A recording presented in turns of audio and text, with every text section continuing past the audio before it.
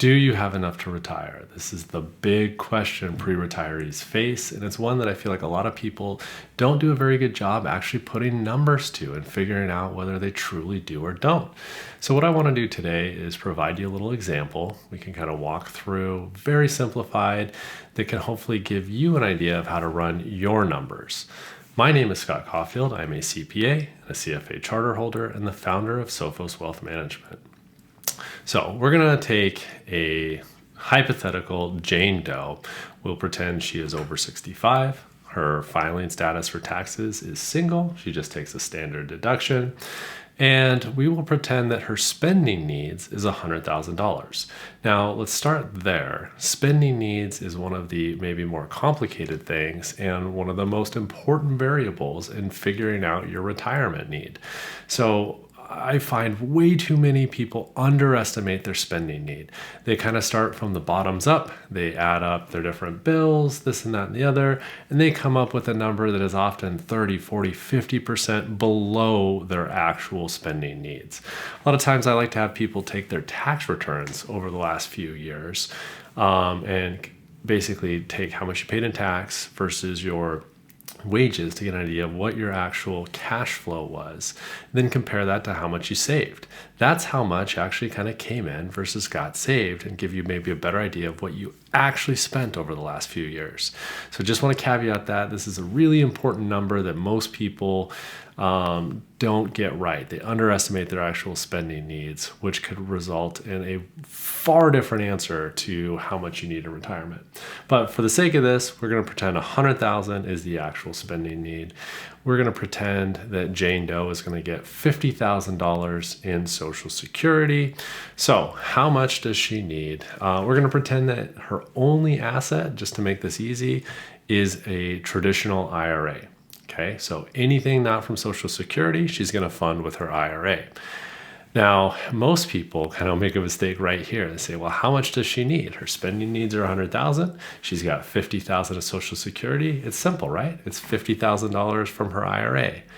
That is wrong. That would result in too little after-tax cash flow. So if Jane Doe only took $50,000 out of her 401k, thanks to taxes, she would actually end up with after-tax cash flow of about $88,000. That means she'd be almost $1,000 per month short of her actual spending need. So a $50,000 withdrawal would not be enough. In fact, the actual number she's going to need to take out from her 401k to get to an after-tax spending need of $100,000 is close to $65,000. So if she takes out $65,000 from her IRA, kick in $50,000 from her Social Security, she'll pay roughly $15,000 in taxes. She'll be left with $100,000 to meet her spending need.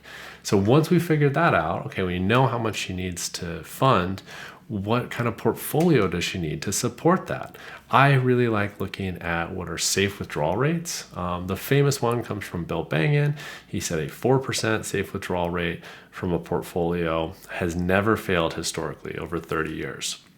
I really like that as a starting point.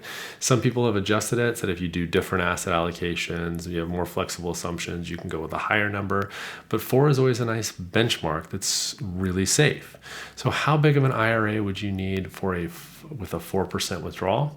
Well, it'd be about a $1,627,000 IRA to fund that $100,000 spending need. Now, if you got a little bit more aggressive, you said, well, I think a 5% withdrawal rate might fit me better. You could get away with a portfolio closer to $1.3 million in that IRA. If, let's just say, okay, I have $1 million IRA, what does that look like?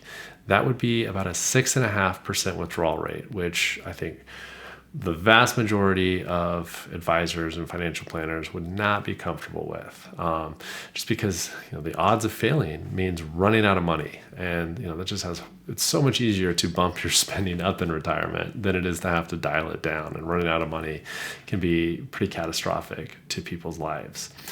One of the things I've talked at length before in other videos and blog posts about that 4% withdrawal rate. I think in today's environment, it probably makes sense to be closer to that just because you've got high starting stock market valuation. Inflation is higher today than it's been over the last 10 years or so outside of, the last year. And, the only boost you have is interest rates are helping a little bit more. But you probably want a little bit lower withdrawal rate than, let's say, somebody retiring 10 years ago. So 4% might be a good benchmark to start with.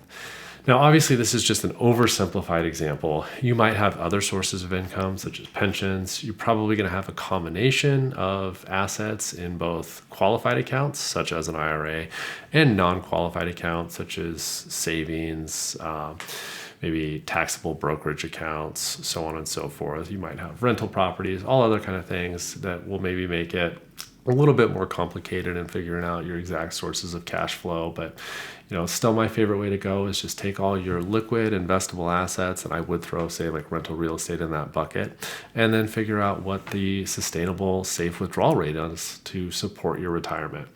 And what I really like about this is it can just provide some clarity. When you get some numbers around the retirement, it makes it so much easier to figure out where you're at. If you're at a 2% withdrawal rate, hey, I've saved more than I need.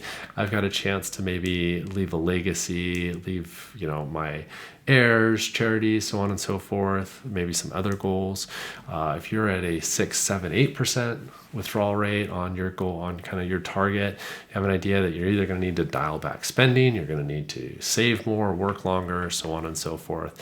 So this will provide, I think, a much more concrete number for you to kind of start with and adjust your planning. I appreciate you tuning in today. Always like it if you would like my videos, subscribe to my channel, and if you want any more information, I encourage you to check out my website. Lots of good stuff there. So thanks.